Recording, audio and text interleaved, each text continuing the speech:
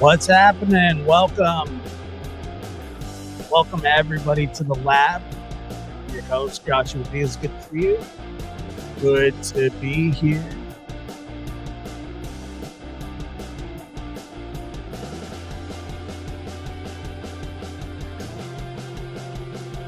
We have longtime favorite and longtime friend of the show and my personal friend, Chris. How you doing, Chris? Good to see you. Aloha. Chris posted an impressive resume with over 300 murder investigations with a solvability rate north of 90%. And he is one of the top dogs over there at the Cold Case Foundation. And he's been doing great work there for years and years. And I'm honored to call him my friend. And thank you so much for being here, Chris. As always, Mr. Josh, my brother. Thank you so much for the invite. And what's up, rats? It's what's going on. The funny thing with you, Chris, is that I reach out to you just the other day. And I say, hey, why don't you come on and talk Idaho 4? And you say, yes, I'll be there. And then I look at your page and I'm like, he's doing a show on Idaho 4 tomorrow.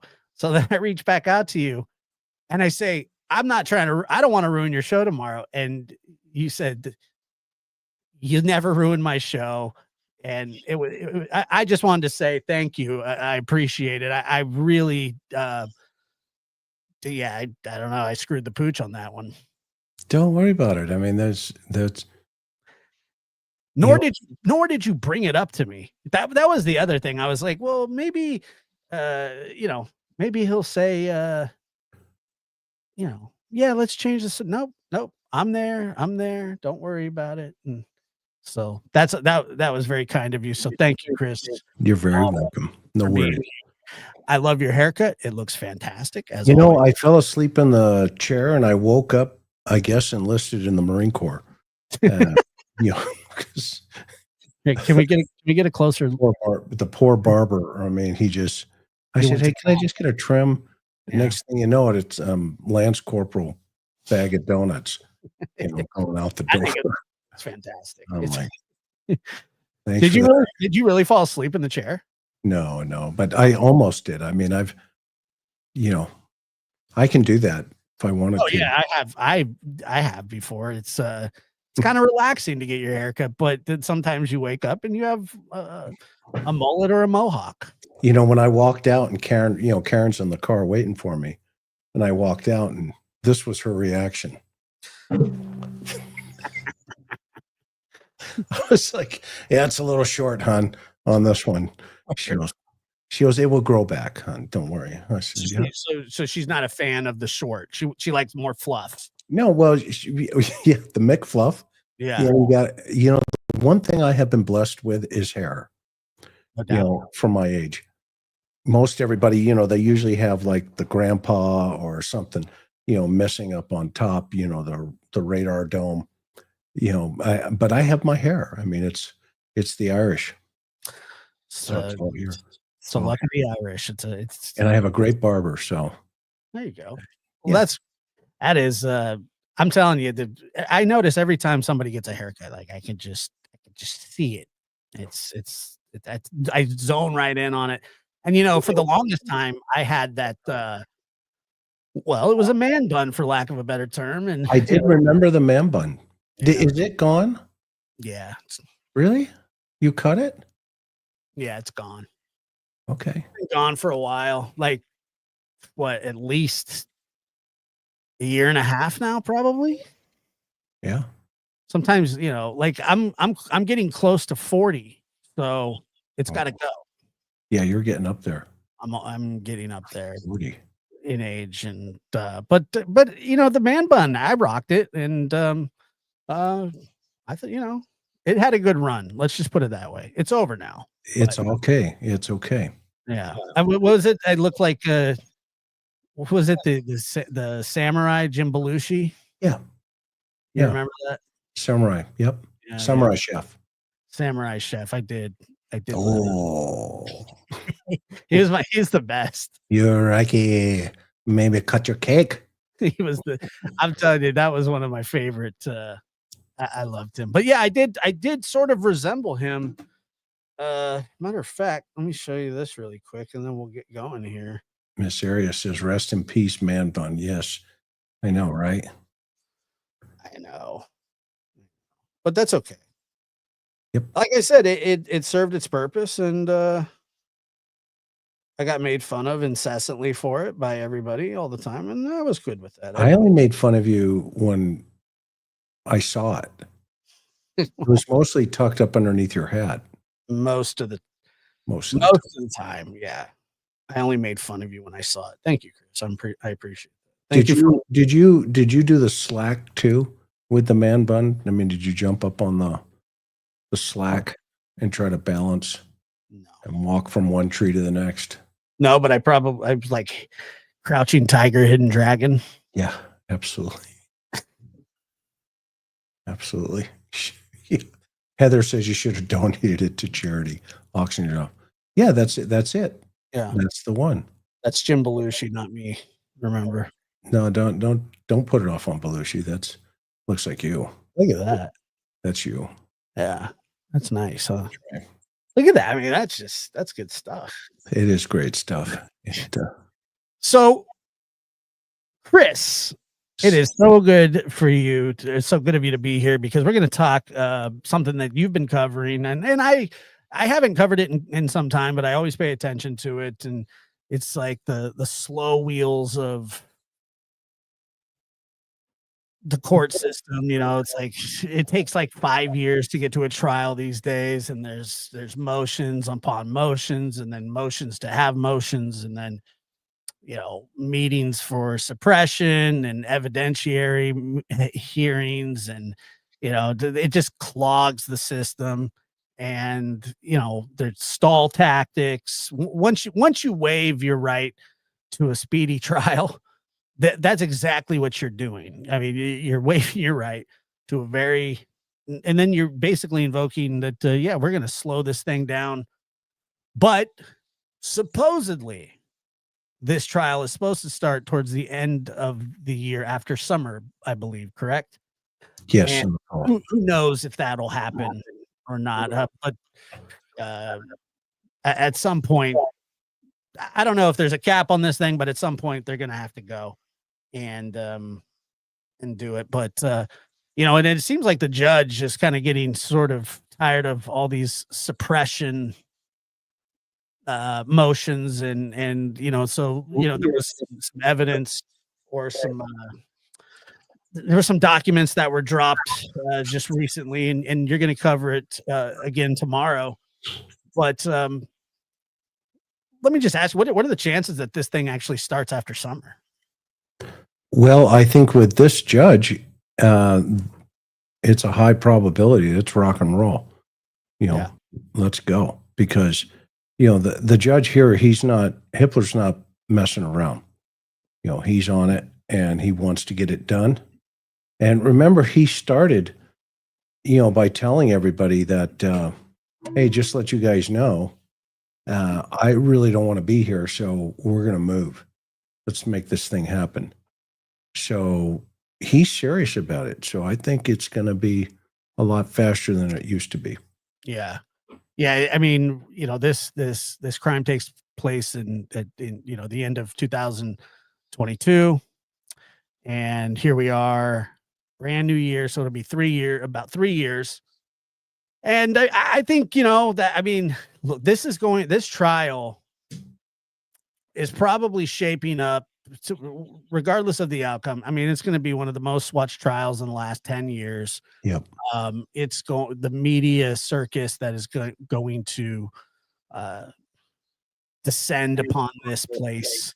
It's going to be on TV or streamed or whatever it is that they're going to do. But there is absolutely no doubt that this, and it kind of has the feels of sort of a O.J. Simpson type trial. And once again, DNA will be at the forefront of this.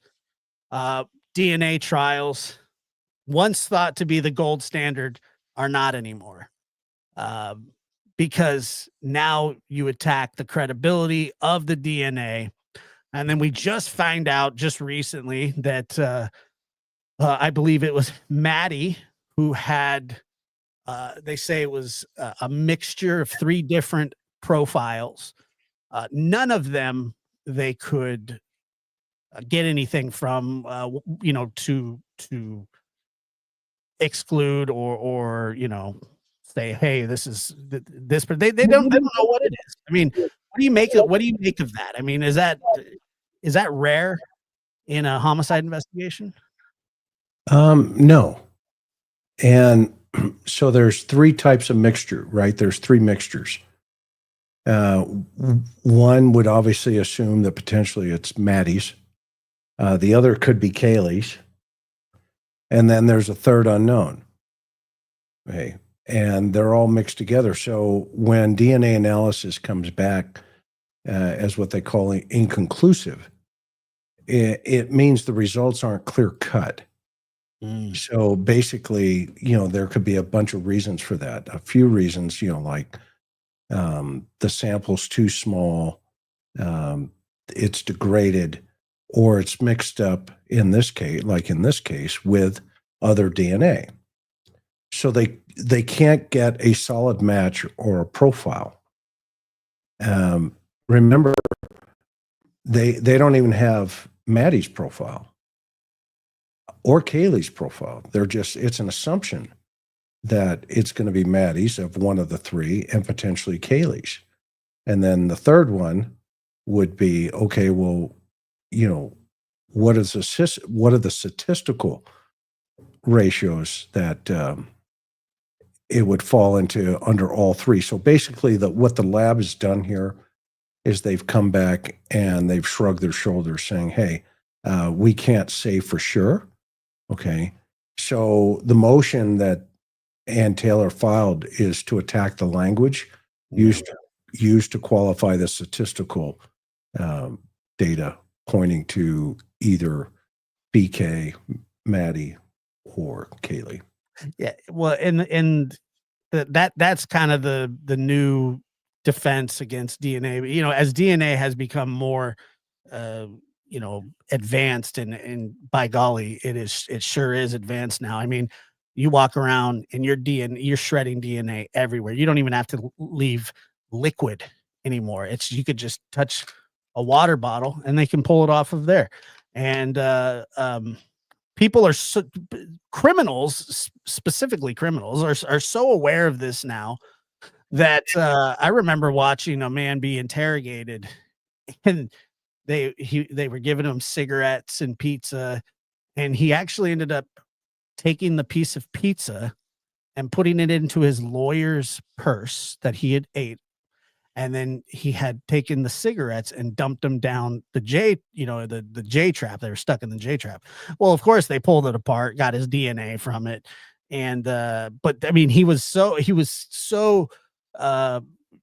aware of this, that's the way that obviously that looks suspicious when people do stuff like that.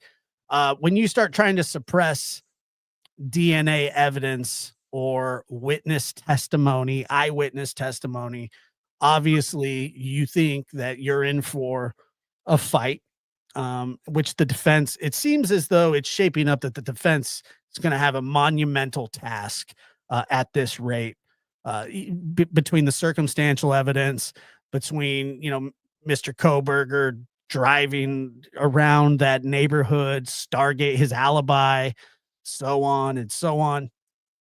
It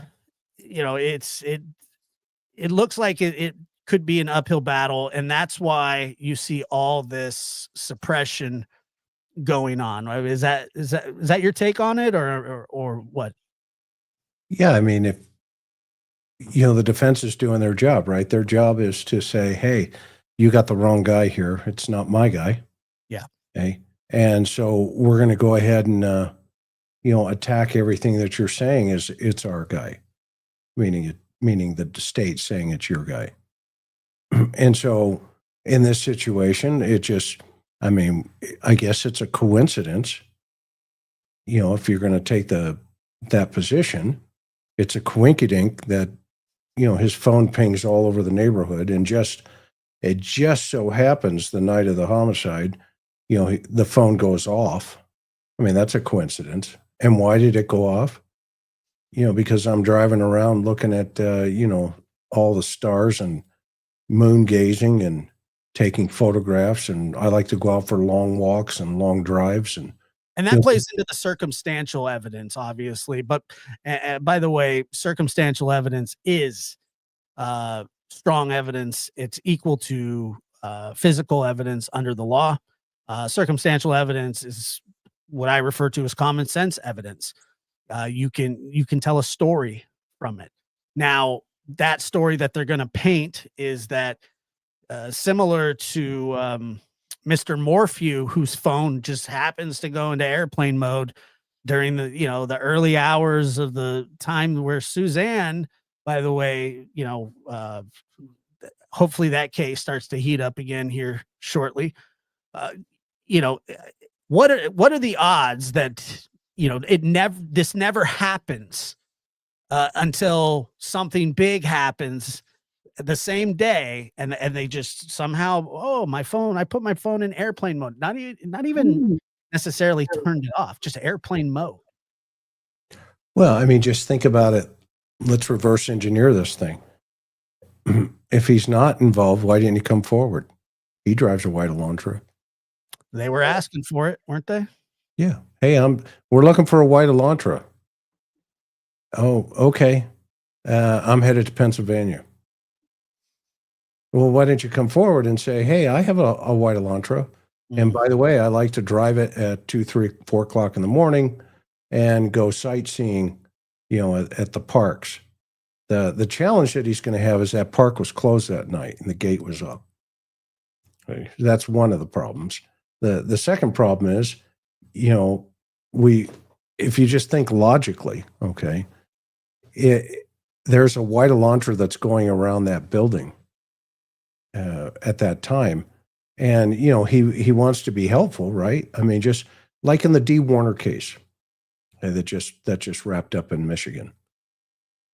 One of the ideas that I told Dee's brother, Greg, I said, well, let's put up a bulletin board. I mean, a big board. And it's an outdoor advertising board. And, he wants to help so much, Dale. Well, let's encourage him. So we put up a gigantic board, Greg did, Dee's brother, that said, let's help Dale help find Dee. And every single morning he drove past that board.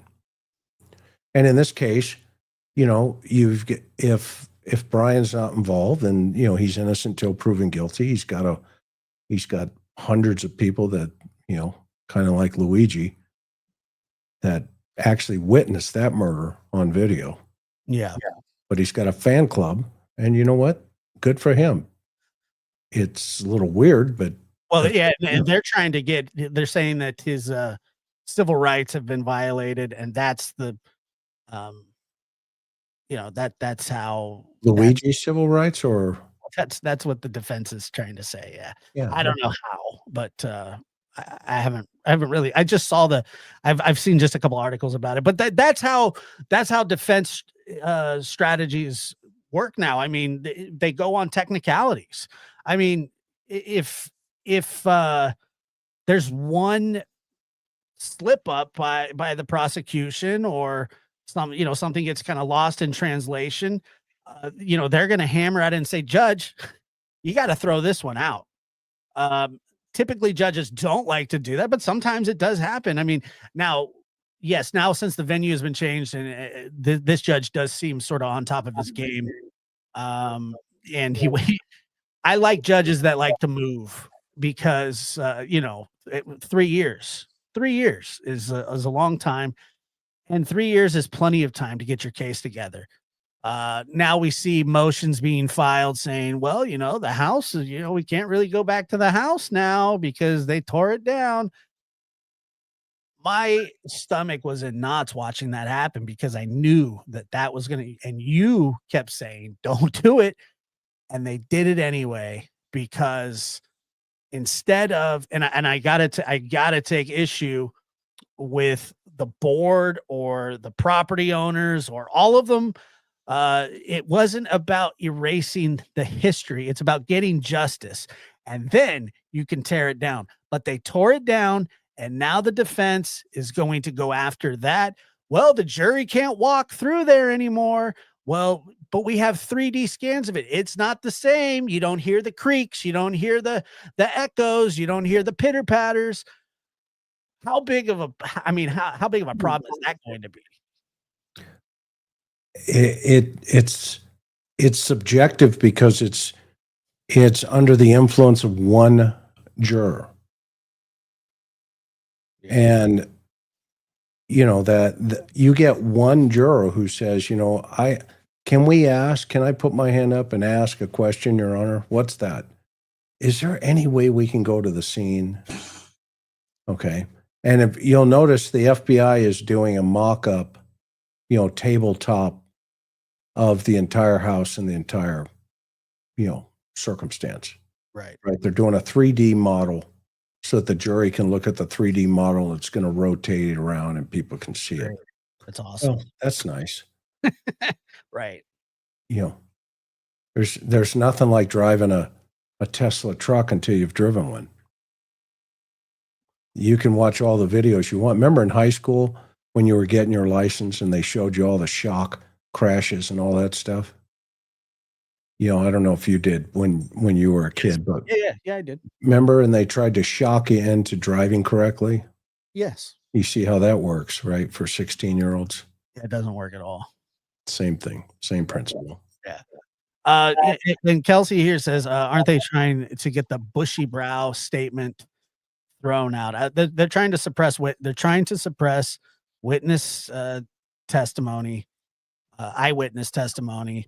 And we're going to talk about that here in a little bit because there was a strange item that I believe one of the surviving roommates saw, and we'll talk about that here shortly. And there's some speculation about it. What was it? Was it did he bring it with him? Was it a trophy? Was it, this or that?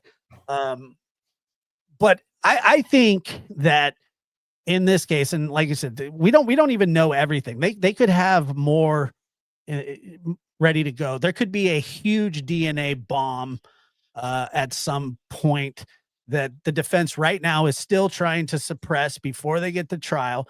But in the arrest affidavit, you have to, I think it's like, you have to get to like 51% of, whatever the evidence or to get an arrest. So they throw the touch DNA in there. Now, personally, I don't think, well, let me just say this. I don't know how they would get his DNA on the sheath at all. Okay. First of all, this is the process that you would have to go through. You would have to go buy a K-bar knife, just like Bryan bought off of Amazon, the same knife. Okay, because he bought one. He owned a K-bar knife. Okay, they know it's a K-bar knife because the sheath was there, and they can tell by the wounds. Somebody would have had to either ask him to put his thumbprint on there on a knife sheath, and then go in the house, plant it, and then leave, or somebody cut his thumb off, used it that way, and now Bryan's missing a thumb. I don't think that he is, or a finger. How damaging is the touch DNA, do you think? Well, I mean, that's the case. Some of it. That's the, I just sent you the wrong one. Sorry, Josh. What the heck? I wonder why that's not working. Anyway, I just, hang on. Let me see if I can get this sent over to you. Sorry. Okie dokie.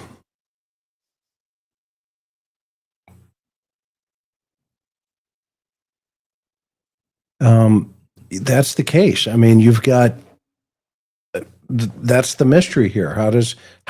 Nobody has been able to explain that in terms of how did his DNA get on that knife snap, and what they're arguing is the process, how it was recovered. It's not the fact that it was there. I don't think we haven't heard one person say, well, that's not his. Okay. What they're saying is, we're not sure how it got there. Neither do you, and you're not either, to the prosecution. So the defense is saying, well, we're not arguing that it's not his. We're just telling you, you don't know how it got there. Neither do we. So nana, on you. Okay. Well, okay, then, what are the possibilities? There's a million of them. Okay. But what's the other possibility? It's laying underneath a slaughtered 20-year-old girl in a house in Moscow, Idaho. Mm. You know what I mean? Yeah. And so how are you going to argue? Let the defense show it. Tell us how it got there. We want to know. Yeah, and I mean, and that's going to be a key part for the prosecution. Is that unless you have a reasonable explanation for how it got there, and when I mean reasonable, I can't think of one, because I've thought about that. Single source DNA it is the gold standard, and people do now more so than ever understand it. What's going to really be interesting, especially at trial, is there's going to be DNA experts upon DNA experts. Some are going to agree, some are going to disagree, but the fact of the matter is, the guy's DNA is on the sheath, and he has purchased a K-bar knife off of Amazon, and he's in the area. He doesn't actually, I mean, his alibi, I don't even know if they're going to, I mean, are they allowing that as his alibi? I couldn't imagine. I mean, I guess they can if they want. It's a pretty bad alibi. Well, the prosecution said, hey, fine, if that's his alibi, then give us the tools to investigate it, to exonerate him. Yeah, I think that would be a good alibi. Well, and that's why they did with the DNA here in the 3 mixtures. They presented it to the grand jury as exculpatory in nature, not necessarily that it's his. They said, fine, if it's not his, let's look at the percentages. Let's try to find out, well, what percentage is Maddie? What percentage could be his? And what percentage could be a third person, i.e. maybe Kaylee or something like that. Yeah. And the other thing that's really an interesting point is, remember that blood that was found on the railing? Yes. That blood goes from the 2nd floor to the 1st floor. Okay.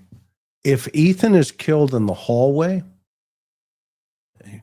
outside of, the room right there, that is near that banister, that railing.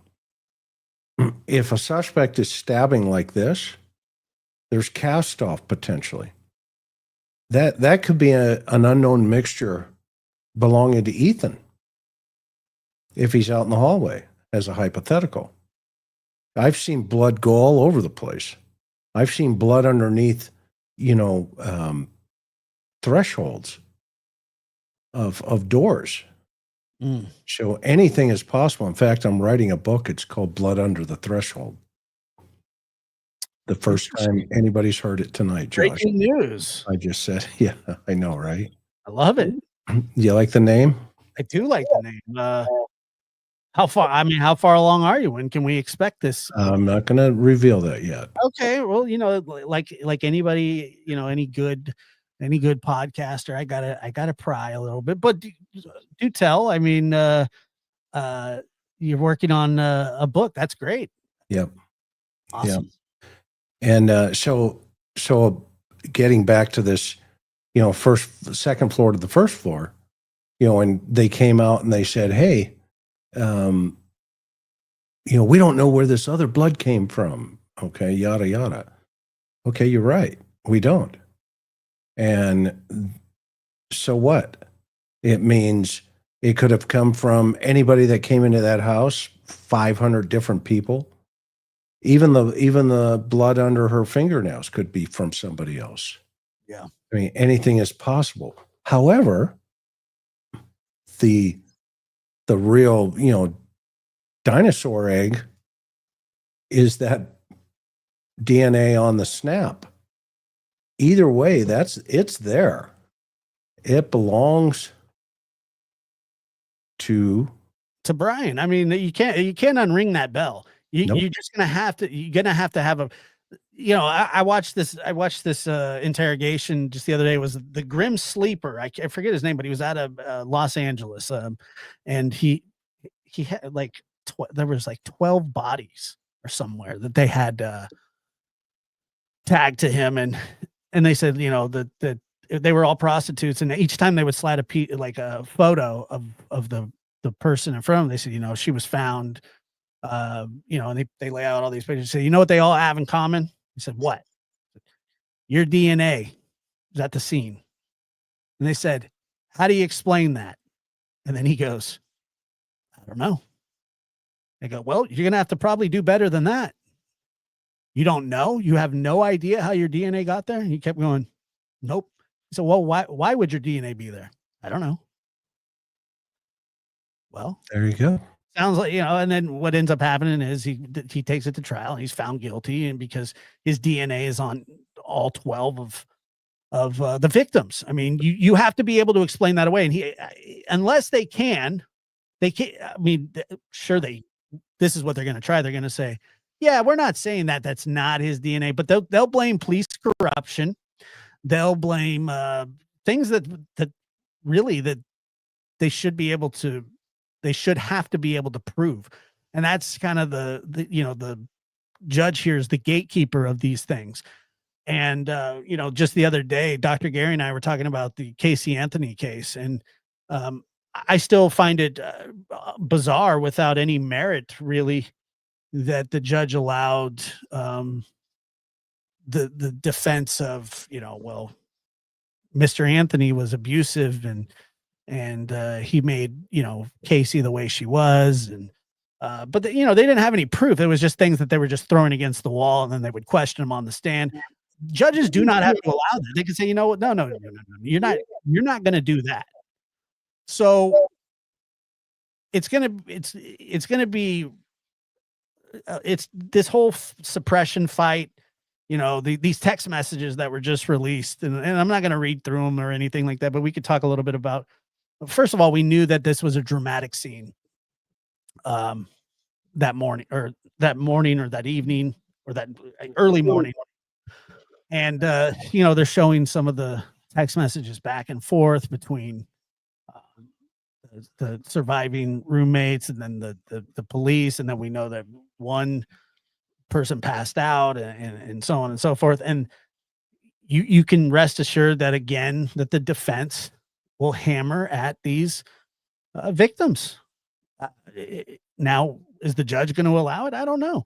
Is he going to allow this new 3-person DNA mix to be presented to the jury? Probably. And the reason I say that is because, I mean, it's explainable.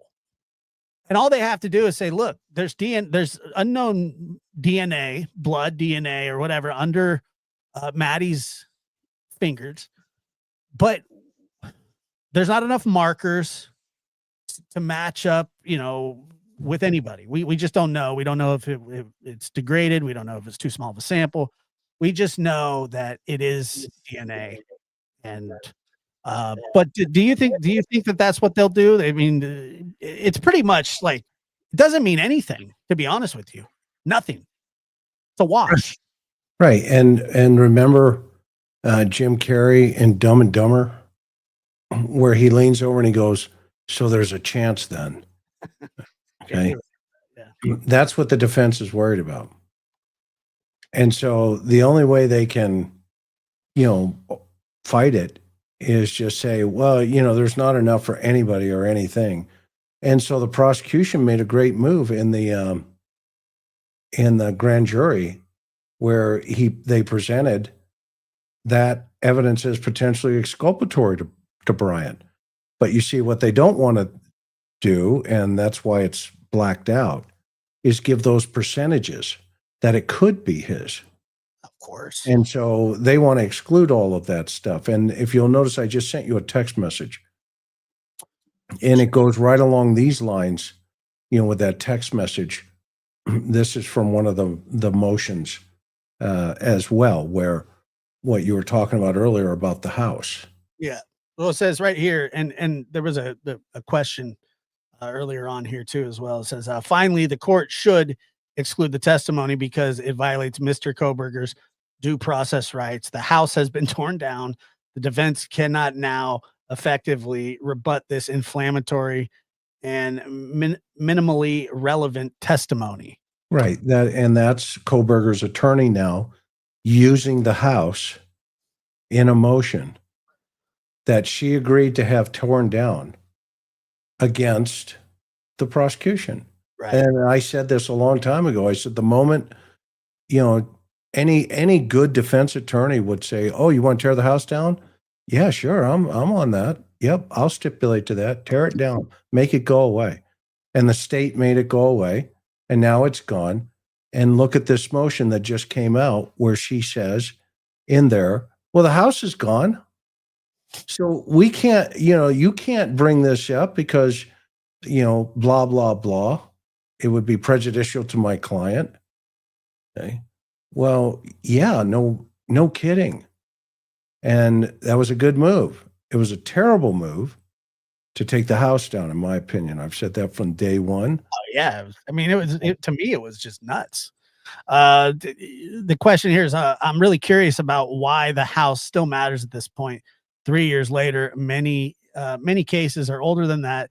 The crime scene is released and different people. Sorry. It's like, what the different people live there. Why does it matter, Chris? Well, as I said earlier, jurors sometimes on occasion do like to walk through crime scenes that are there. Now it's not the same thing as walking through a that 3D scan that they're going to have. It's like, oh, look,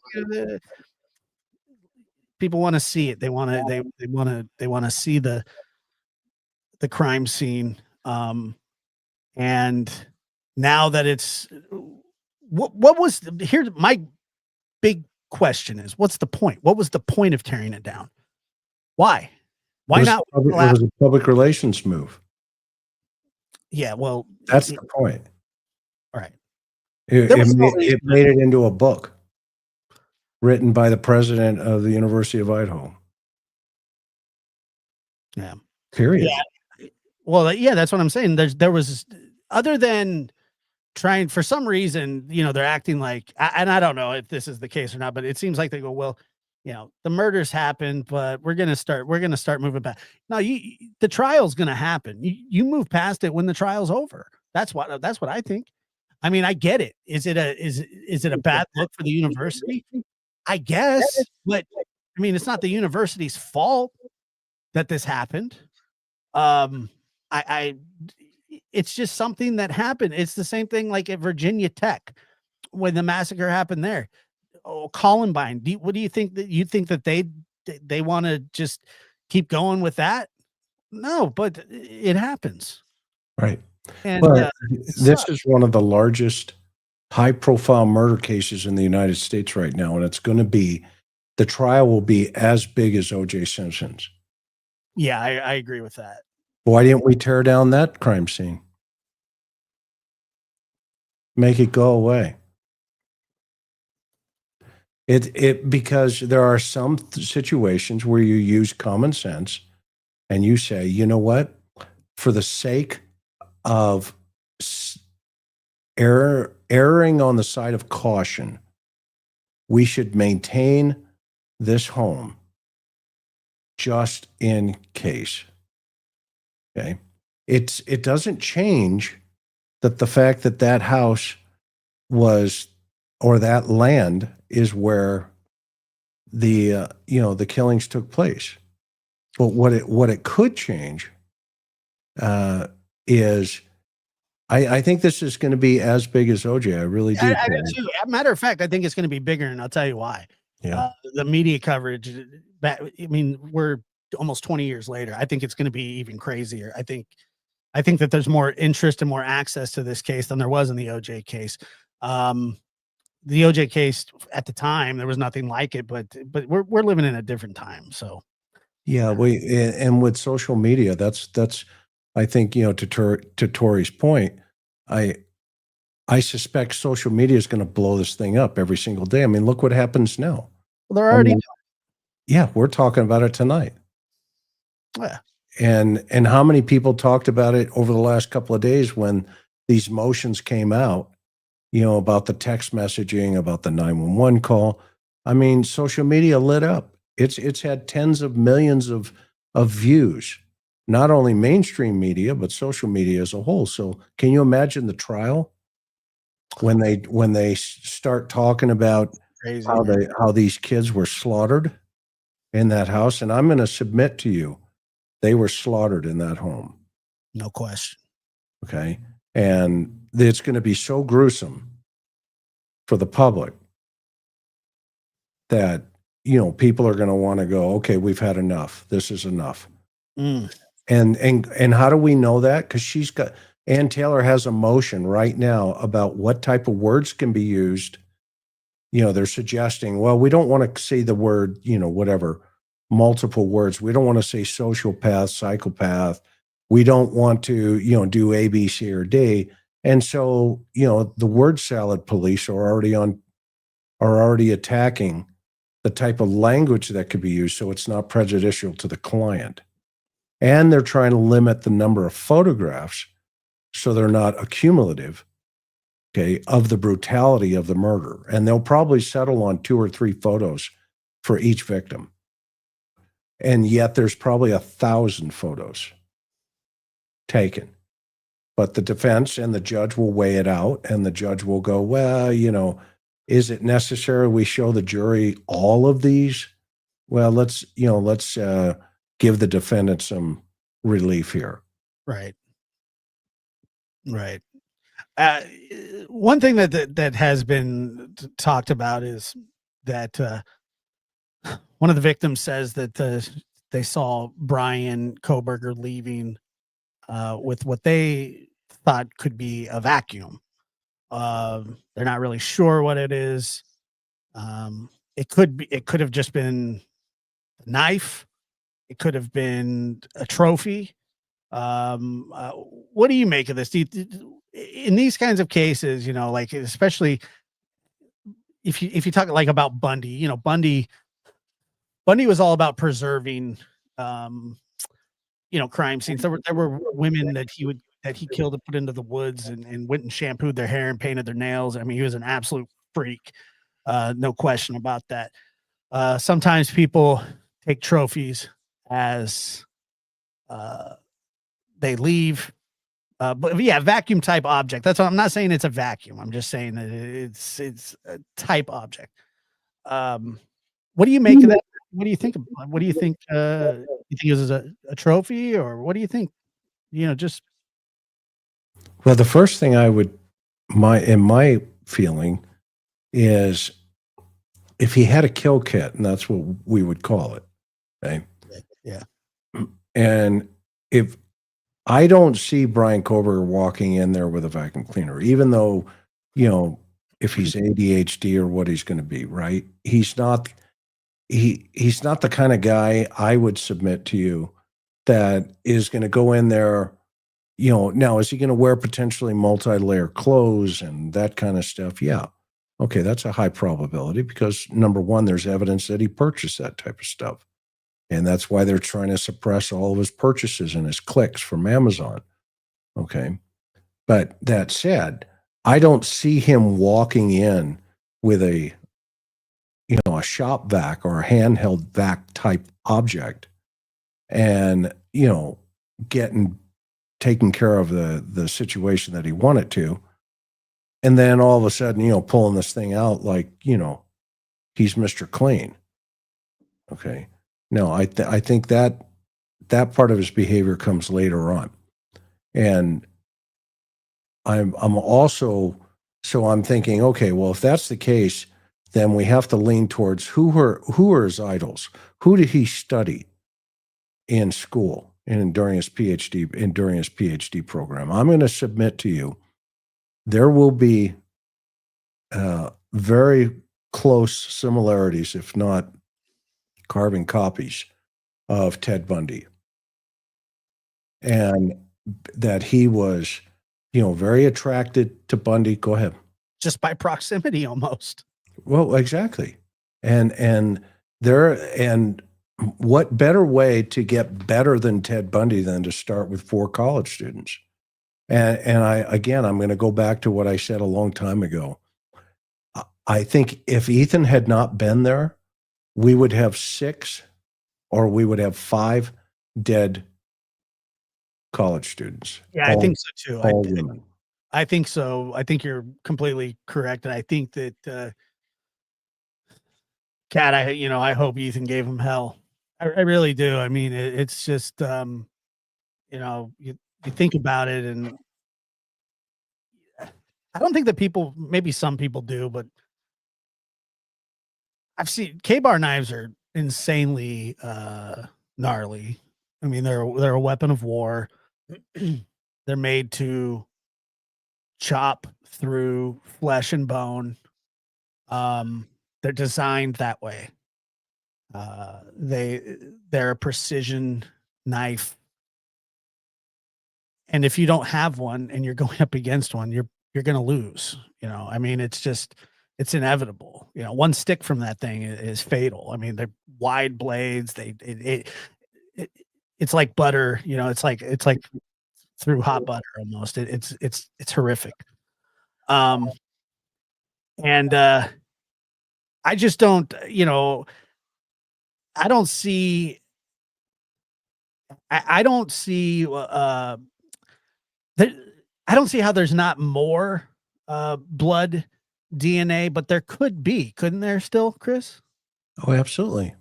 They have, I mean, there's what they have revealed, they've revealed. There could be other, mixtures that are not, enough to, get a positive identification. But what we do have is meaning the state, and what they have released is, look, there's no question this is him, i.e. the blood, or the DNA on the snap.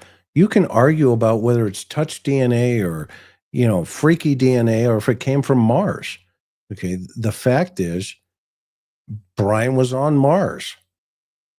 Right. He touched that knife, and now it's up to them to prove, well, how did it get there? It's not up to the state. The state already proved it. The state's saying it's there. Right. So then they attack the procedures, and that's what all these motions are. Well, and once again, just like the OJ trial, there are people say, I truly believe OJ is innocent. Well, if you understand anything about DNA at all, that's impossible. That's impossible that it wasn't him, because there's only 3 people's blood at the scene. You had Nicole, you had Goldman, and you had Mr. Simpson. All three DNA, blood DNA. There's a trail. He's cut on his hand. He's dripping blood from his left side. His shoe prints is this and that. But the DNA itself, they said it was like 1 in 9 billion chance. Okay, 1 in 9 billion. There's not 9 billion people in the world, Chris. You got to leave Earth again. You got to go to Mars, apparently. People come to me and say, I think he's innocent. And I'm just going, how? And so I'm not saying that that's the kind. And I believe in Santa Claus. Well, I'm not saying that that's hope. If there is that kind of DNA evidence, and I don't know if there is or there isn't, but one thing that you got to remember too, Chris, is they have his computers, they have his search history, they have tons and tons of things that we have no idea about. They'll have to share it with the defense at some point. Maybe the defense already knows about it. Who knows? But the cards are getting stacked against him. And like you said, that touch DNA is a big problem. it's their biggest problem. But then not only that, so you start, you put that's your trophy right there. That's where you start at. And then you go, what's your alibi? Stargazing. Okay. Were you in the neighborhood? Well, my phone was off. Why? Because that's what I like to do. Okay. But have you been by there before? Well, yeah. How many times? This many times. Did you buy a K-bar knife? Yeah. Why? I don't know. So on and so on and so on, you know. So not only in this case do you have DNA evidence, you have circumstantial evidence too. That's a big problem. Most of the time you don't even have, most of the time you only have a little bit of one, you know. When I started in homicide, it was ABO blood typing. It was, hey, we have A positive here at the scene, or O negative, or B positive negative. And so then you would start looking for suspects with that type of blood type. And if you got one, you would take his blood or her blood and you go, okay, we got an O positive here and we got an O positive at the crime scene. And then DNA came around and everybody went, what the heck is this DNA stuff? Right. Oh, they're mapping out the human genome. Oh, really? That's interesting. Let's see where that goes. Okay.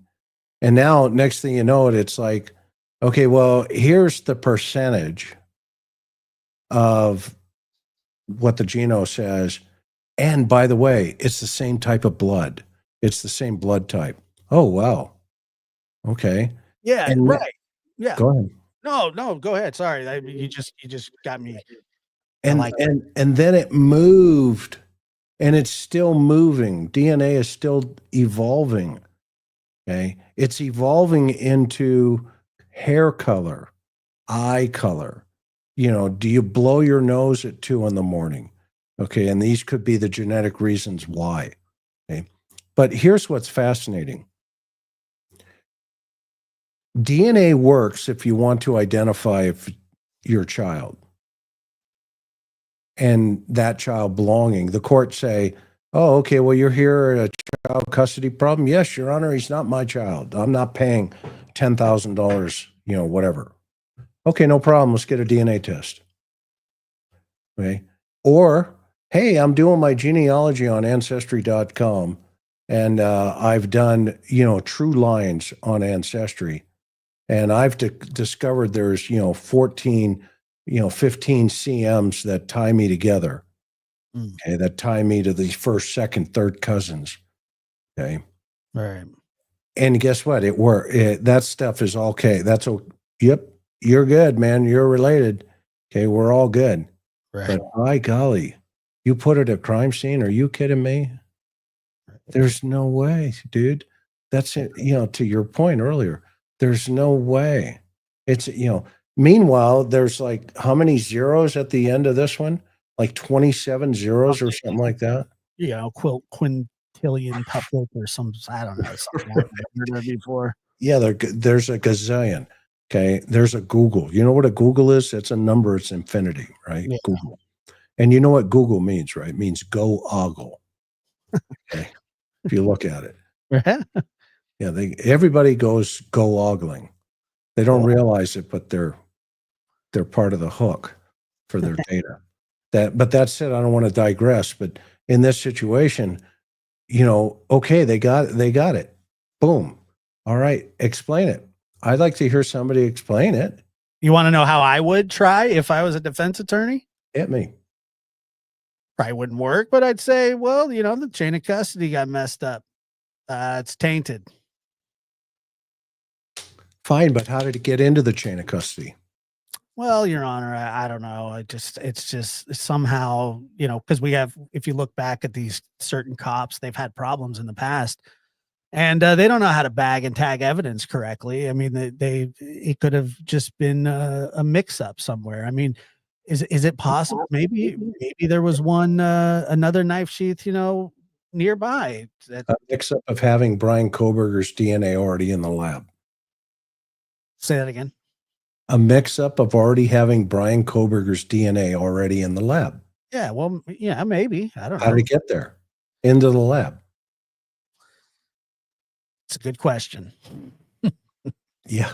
You know why? Because it doesn't make sense, does it?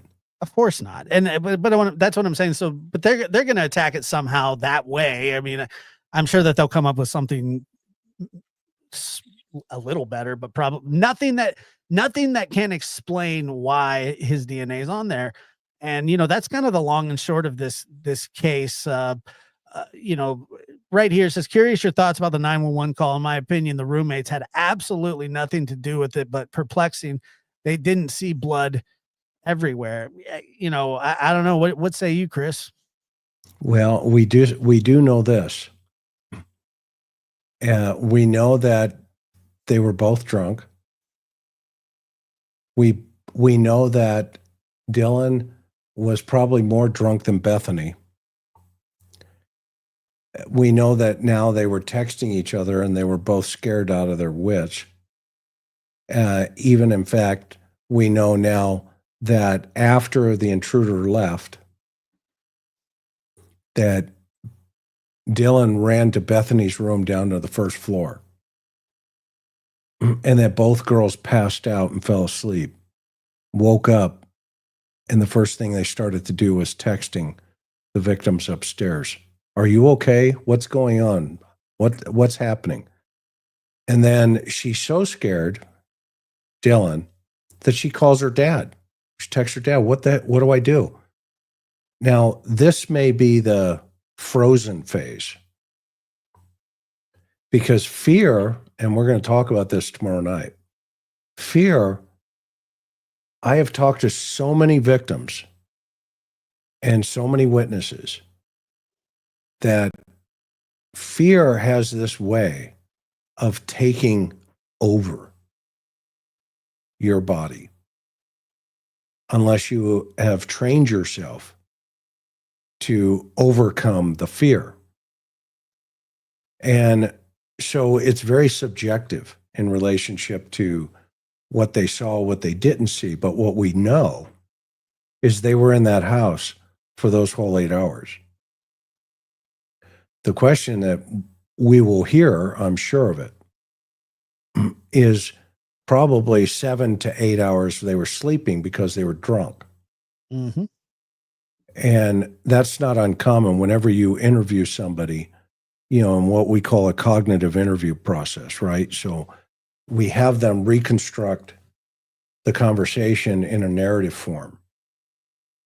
Tell me what you saw. Tell me what you felt. Tell me what you were thinking. Okay. And then report, tell me things that you feel that may not be important to you, but you've just had this sense about you. Tell me how that goes into this narrative. Help me understand it. And then another way you can do this is you can have them recreate the conversation in reverse. Okay. And you'll be surprised what people will do when they start trying to think about the minutiae details of an event. And then have them change the perspective. If you were standing over here, and if I had done the interview with Dylan, I would start off with, so Dylan, I'm just going to let you run. Okay. And this is, I said this the other night on Court TV. I said, this is what I do and have done this 1,000 times. Think of a giant puzzle on a table. Okay. And, I'll just use the analogy of the Statue of Liberty. And it's all assembled. But what happened was, I want you to picture somebody coming in and just trashing the puzzle.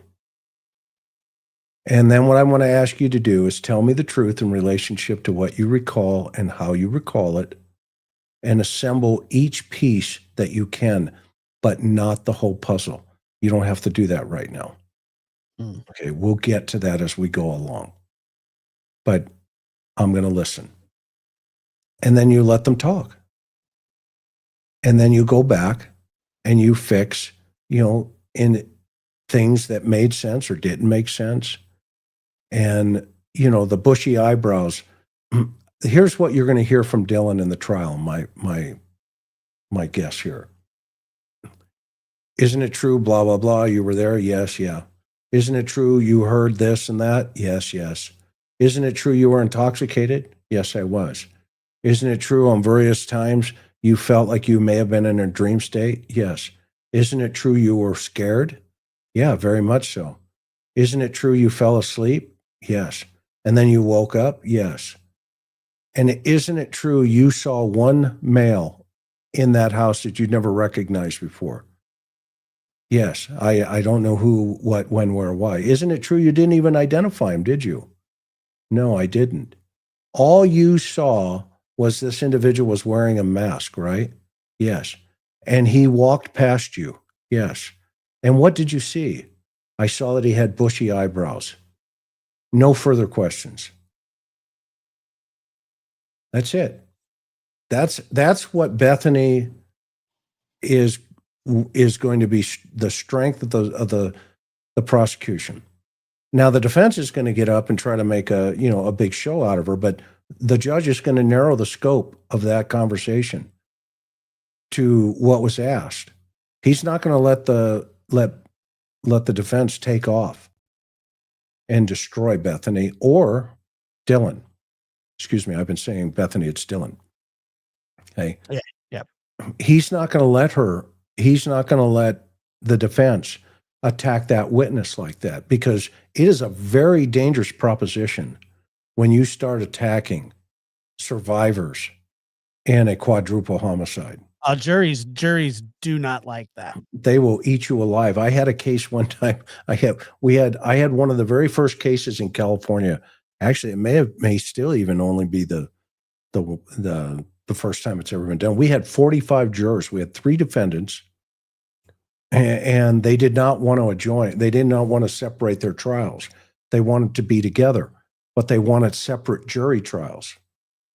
So the judge allowed the 3 juries to be in the courtroom. So we had 45 jurors. We had 12 jury members and 3 alternates for each jury. So think about 45 people in a courtroom. And at one point, one of the defense attorneys complained to the judge that I was smiling during the proceeding. Yeah. And the judge said, okay, well, let's dismiss everybody out. Okay. And we're going to voir dire the jury. I mean, we're going to ask the jury what they think. If me smiling in the courtroom is influencing how the flow of the jury is going and the trial. So I'm sitting there, and the DA at the time, his name is Mark Patine, one of the most amazing district attorneys you will ever have an opportunity to meet. He passed away recently, but a very dear friend. And Mark looks over at me and he goes, McDonough, he said, why do you always smile? Anyway, I said, I don't know. It's part of my nature. And he goes, okay, well, sit here. Don't say anything. We got to talk to each one of these jurors. Anyway, the judge brings each one at a time, these jurors into the courtroom. And this is where I'm going. It's a long story, but it was kind of a funny story. And he's asking each of the jurors, is Detective McDonough smiling in the courtroom influencing your, and you in any way, shape, or form, towards the defendants? Oh, no, thank you. Okay, next. Anyway, they get to this one guy and they say, they ask him the question, hey, is Detective McDonough, is he, interfering with your opinion or any way, shape, or form by smiling during the proceedings? And he goes, no, not at all. He said, but that guy right there, and he points to the defendant, okay, he keeps making faces at all our women. Yeah. Okay. Right. And I was like, oh, he's gone in my head, right? I'm like, here comes an alternate. right? So it didn't go the way the defense wanted it to go, was the bottom line here. Okay? Right. So if you attack Dylan or you attack Bethany, okay, that is going to be a bloodbath for the jury, because they're going to look at that and go, well, let me get this right. We're going to see photographs of this guy slaughtered, potentially what his work looks like. And you're going to tear up a survivor? I am convinced he went into that house to kill all of those girls. Only by the grace of God did the Lord send Ethan to intervene. And it was Ethan who helped protect the other two survivors, in my opinion. He wasn't able to protect, Xana, because she was killed after him, I believe. I believe it was the two girls upstairs, and then he ran into Ethan, and then he killed Xana. And if Kohberger is the guy, he was exhausted. He's out of breath. He can't do this anymore. He's got to get out of there. Okay. And Dylan opens the door, sees him, and I don't know if he saw her or not. Only he knows that right now. But either way, she closes the door, goes into, fear mode, which is so normal, for anybody. Well, look, if you've never been in that situation, you wouldn't understand it. Or if you've never been in a life threatening situation, you wouldn't understand it. Yeah, exactly. And, the shock, just the shock of it. I can tell you, I will, putting my heart out here on the table, when, I got the phone call when our son died, Bryan. Yeah. I cannot tell you, because as you know, Joe, I was in Disneyland. Yeah, I remember when you were telling me this, you said that you don't remember the ride from Disneyland to wherever, to the hospital? No, to the house. The house. The area where he was. Yeah. Yeah. Yeah. Outside on the street. And it was like, I can't believe this. What's going on here? Okay. And in my head, we left, we went to the area, and I cannot tell you this to this day how I left the Magic Kingdom, the happiest place on earth, because my daughter was screaming, daddy's dead, he's dead, he's dead, he's dead. And I'm like, what are you talking about? Who is this? I didn't even recognize my daughter's voice at first. And she goes, hang on for a minute. And this officer took the phone and said, Mr. McDonough, yes, who is this? And he tells me, he says, hey, I hate to tell you this over the phone, but we need to get you here. Your son has passed away. He's died in an accident. I said, what are you talking about? Right. And then you can hear the radio crack in the background. I'm like, holy crap. Okay. And I looked at Karen, she looked at me, and, she saw me in shock, and she grabs the phone, and then she goes into shock. And next thing you know it, Disney security people are around us, and they're escorting us out the back of Disneyland. I don't even know how the heck that happened. And this golf cart pulls up, we get in and, take us to our car. And now we're headed back up, towards North County, out of Orange County. But I can see Dylan looking, this young, vibrant, life-giving young lady with all of her friends in that house. And now those text messages make sense. Hey, this and that, where are you? I don't know, but run, get down here, run.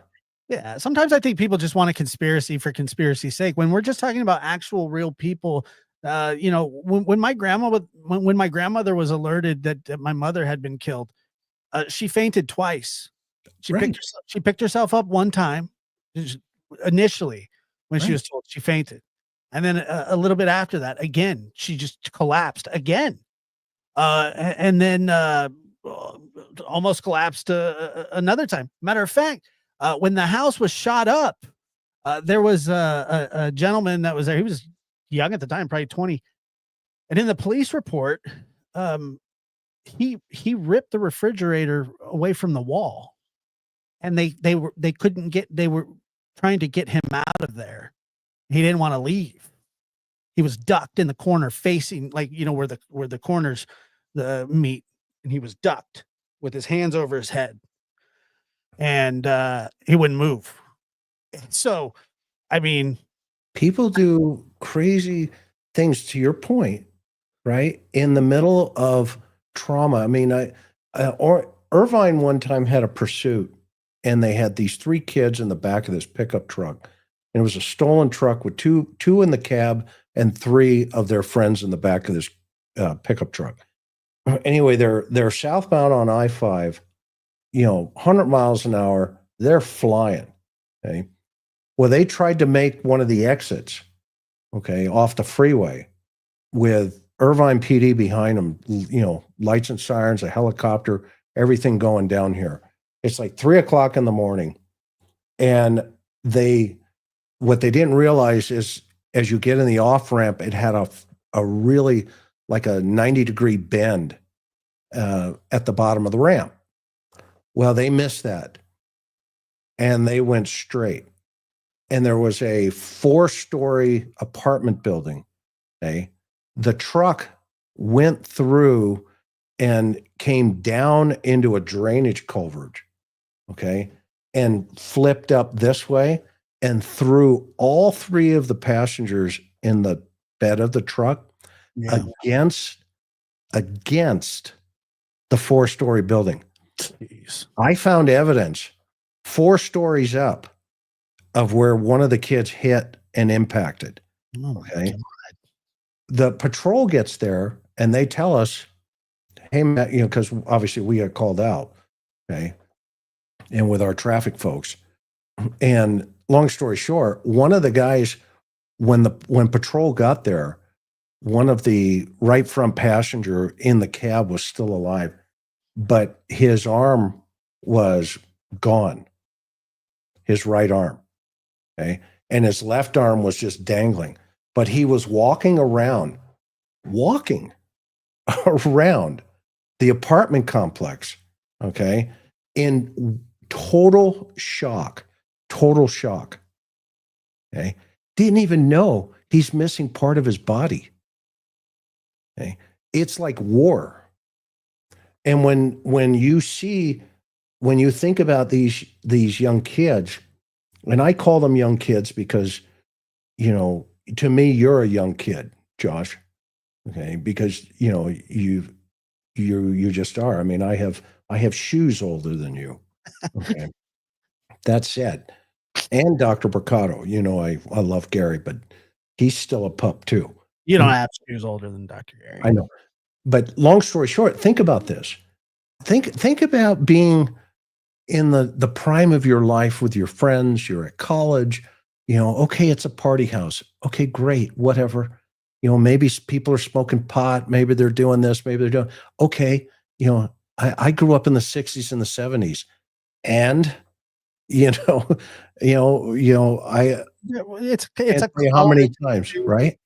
If anybody's ever been to college and lived in an off-campus house that you rent with other kids, it's convenient, but it's also it's your first time away from home. It's party time. Party. Yeah. Okay, so think about that.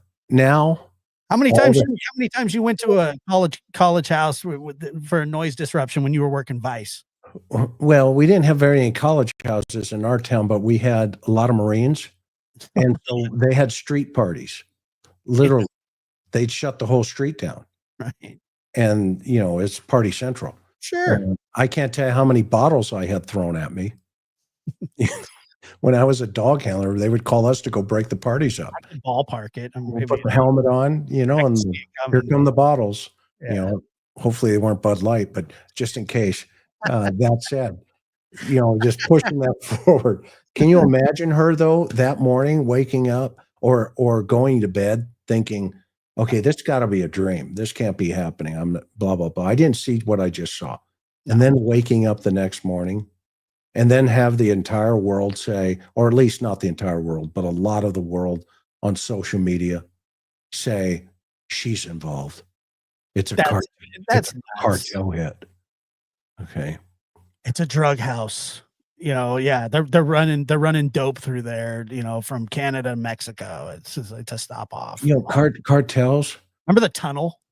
Yeah, the tunnels under the house and all this other stuff. I've seen cartel hits. I've worked them. And trust me, look what just happened about a week ago. They found 6 kids in Mexico that were cartel hits. And guess what? They dismembered every one of them. Right. That's a cartel hit. Yeah. Okay. That's a cartel hit. This isn't even close. And they control the scene.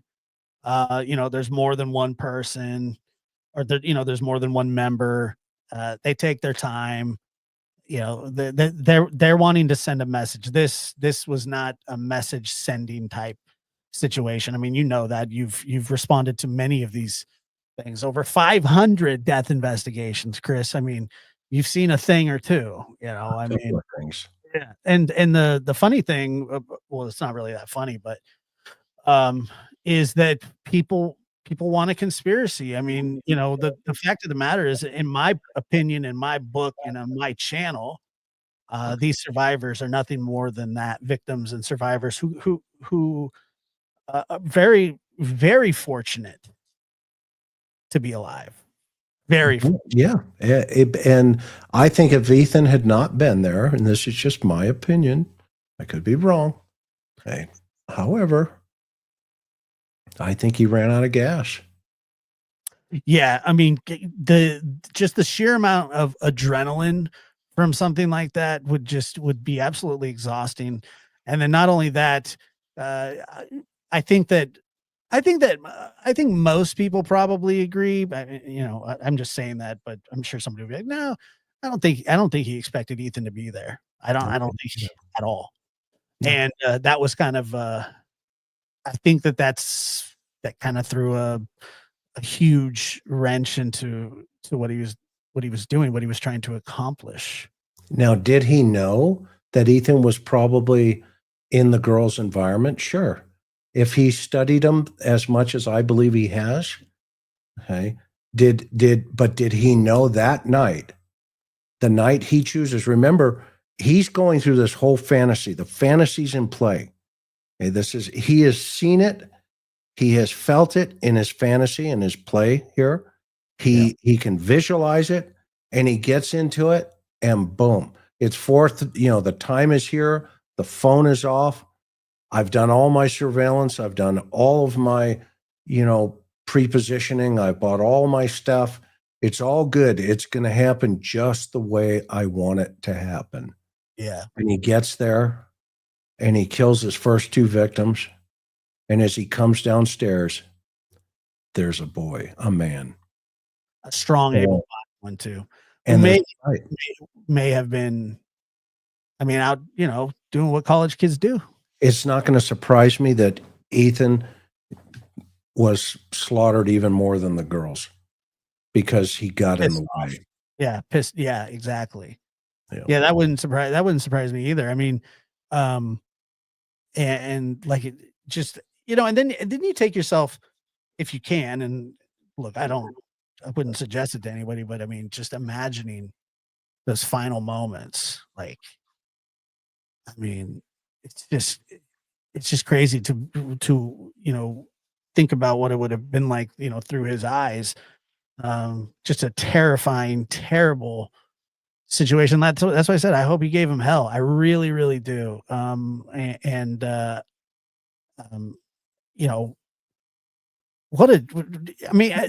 about this. You think about it this way.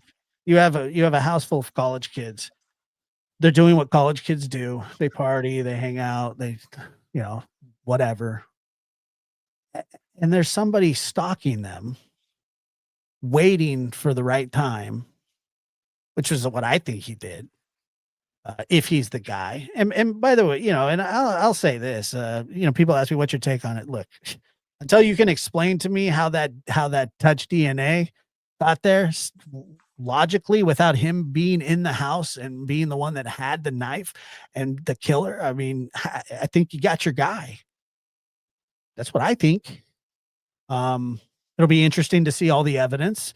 I'm not a jury, I'm not a judge, but what I'm telling you is unless you can unless you can explain away that touch DNA, he was in that house. He was in the house. I mean, this, but let prove that he's not. I mean, you notice everything comes from the outside in. Well, he must have touched it at a farmer's market or a swap meet or whatever. Okay, fine. Now put it in the house. How did it get there? Right. Or, okay, then, you hear this craziness. Well, it was the cops that did it. Okay, yeah. So the cops they woke up that morning and said, you know what? Today's the day. Tonight, okay. I know Brian's going to turn his phone off. I know he's going to do it at whatever time it is during the, between 4 and whatever the AM is. Right. I know his car is going to be up in that neighborhood exactly that moment. Okay. And you know what? I've got his DNA. This is the night. Let's go. Do you think that? Yeah, you're right. No, just keep going. This is the night. Correct. And his phone went. It's how many times? If you have okay, let me just ask you this, Chris. You fly on airplanes. How often do you put your phone in airplane mode when you're not flying on an airplane? Exactly. I mean, come on. It's the same. It's just the same story. He has no ties to that university, has no reason to be around that house. He's older than all of them. But now they're going with this thing, and we could touch on this a little bit, and I'm sure you'll get Dr. Gary's thoughts on this tomorrow, but now they're claiming, Bryan's autistic. You can't kill him. So are we going for, we're going for acquittal here, or we're just trying to save his life? Because it seems like at some point they're going to go from trying to get him off, which, personally, I don't think that he will. I think he's toast, but we have trials for a reason. Then you go from that, then you transition to trying to save his life. That's what a lawyer's job will be eventually. Do you think that's where it's headed? Yeah, that's what they're doing. They're laying the foundation. Yeah. And, Tony, we talked about the three different DNA profiles on the earlier. They don't mean anything. They don't boot anybody out. They don't pull anybody in. They don't know anything about them. There's nothing about any of that DNA that's going to be useful in the conviction or exoneration of Bryan Kohberger, because they can't get a match out of it. Let me see here. Plea deal coming. Yeah. Do you see? I mean, is that a possibility, Chris? I mean, I know it's a possibility, but do you think that Kohberger would go for that? I mean, the guy wouldn't even plead. The guy wouldn't even enter a plea. The judge had to do it for him. It will not surprise me if he doesn't try to take over. Bundy style? Bundy style. Boy. Yeah. I mean, and that didn't work out for Bundy at all. When I hooked up Wilson, I was on a flight. I was at LAX, about ready to get on a plane, and he was on the news, and they were playing it at CNN. And I had told the team when I left, I said, he's not done. He was at the arraignment. Okay. And I told the team, I said, hey, I'm going to miss this, but, fill me in, because back then, obviously, technology wasn't the way it was today. Right. And so anyway, I get on the plane, and sure enough, man, there he is, knucklehead, on CNN, world news. And he goes, his attorney, during the arraignment, the judge is saying, how do you plead? Okay. And in this case with Kohberger, he just sat there, and the judge said, "Okay, well then I'll go ahead and plead for you, not guilty." And I told him with Wilson, I said, "Hey, watch this knucklehead because he's going to do something stupid, and it's going to light the world on fire because he needs the attention." And so his attorney's standing next to him. He's about ready to get appointed a court attorney, and he yells, "I killed him. I killed him, and now you need to kill me." Okay. And when I landed, my phone, I had the brick in my car. Remember the brick, the big thing? Yeah. Okay, well, we had those in our cars. And so I get into the car, man, the thing rings, this is like 8 hours later. And I'm, pick it up, and they were all laughing. A couple of my buddies, my partner, he's like, "Hey," he said, "did you hear what he did?" I said, No, I haven't had a chance to catch up yet." He goes, "Well, yeah, sure enough, blah, blah, blah." And he tells me, I said, "Well, there you go." Bryan Kohberger's the same play.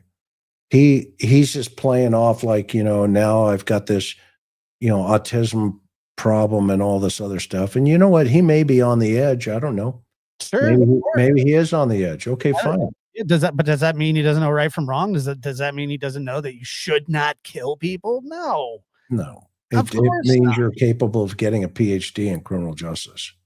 Yeah, I mean, he's driving home and asking questions when you get stopped. He's an intellectual guy. I mean, and telling everybody, having your father look at you and go, "Well, no, we're going for Thai food." What? Thai food? What, in Philly? It's going to take a while to get there, bud. Yeah. We just came from Washington State University. Maybe you didn't hear, but there were people killed up there. Remember that people miss that piece of the puzzle. It's real simple, right? This is such a dynamic thing for him. Well, hey, you didn't hear? I'm from WSU, and there was a bunch of people killed up there. Why mention that to a cop in Indiana when you're getting stopped on a traffic stop or wherever it was? Maybe he thought that somehow they shared the love of Thai food. Thai food is good. There you go. I mean, it's one of those things where you just kind of add in more detail. You saw his face when he got pulled over. He's like, I mean, there was definitely some panic there. But also to this point, Chris, another point that I think that is absolutely damning is didn't they observe him just like taking out trash with gloves and put it in other dumpsters that weren't his? Well, his neighbor's trash. Yeah, and then he was like cleaning his car out like a good boy. Not saying people don't clean their car out, but was he wearing gloves in the morning? Well, look, the life of a college student, I mean, but once again, it's insane when you start putting all these things together. And yeah, he's throwing garbage away in his neighbor's dumpster, which why would he do that? Wearing gloves when he's doing it, but there's just like I said, this is one of those cases. You got circumstantial evidence and you have physical evidence, DNA evidence, and you also have eyewitness testimony. You have behavioral evidence too. Behavioral evidence, and that is they were watching him. We still don't know what's on his computer. We don't know, there was a little bit of lapse in time before they arrested him. So he very well could have burned clothes and things like that. But they're going to look at his mattress. They're going to look at, he may have cleaned his car, but people do that all the time, and they're still able to find stuff. You know what's interesting? The route he took. Okay, when we think about that route, yeah, when he was leaving, he crossed over a very large bridge over the Snake River. That stuff's gone. Oh, you think he? Well, remember where he went? He went to a supermarket and he bought stuff. Well, the only way you get there is you got to cross over this bridge that crosses over the Snake River, one of the biggest rivers in the United States. I think that's where the knife might have went. If I was the lead investigator, I'd have a dive team. I'd have everything out there. God, it'd be really hard to find. Yeah, the currents will be unbelievable. Unbelievable. Yeah, well, look, it's going to be once they lay everything out, it's going to be very interesting, but there's still more to come. And then tomorrow on your show, you guys are going to go over the text messages and other things. Dr. Gary will be joining you along with Karen. Yep. And it's going to be a fascinating show. So make sure to hit the notification bells if you don't already sub over to the interview room. And I don't know if you're a sub of this channel, why you wouldn't be. Make sure to do it because yeah, Chris and Karen do excellent coverage, and Dr. Gary, I'm sure will have something to say about this case as well tomorrow. I appreciate your time, Chris, and I've had a blast as always. I was just telling you, it'd been a little while since I had you on. Yeah, I know. You have to invite me more. I love coming on. Well, I appreciate it, and it's been a fantastic conversation. And so anyway, make sure I love it. So make sure to hit the notification bell for the interview room tomorrow. I'll see you later, buddy. Chris, have a good night. Thank you. Good night, Lab Rats and all of our friends. Thank you so much for being here. Hit that subscribe button for Josh. Please do. And hit that like button on your way out as well. I appreciate you guys so much. Thank you, Chris. Thank you. Thank you so much. Thank you very much. See you later, buddy. All right. So there was Mr. McDonough of the interview room. Always a pleasure to have him. Thank you guys for coming over and watching, listening to us chat and, go blah, blah, blah, and give us give you our thoughts. Not everybody's going to agree with them, but that's fine with me. I could very well be wrong. I'm wrong a lot. It's a fact. So anyway, that being said, thank you guys for being here, and I'll see you next time.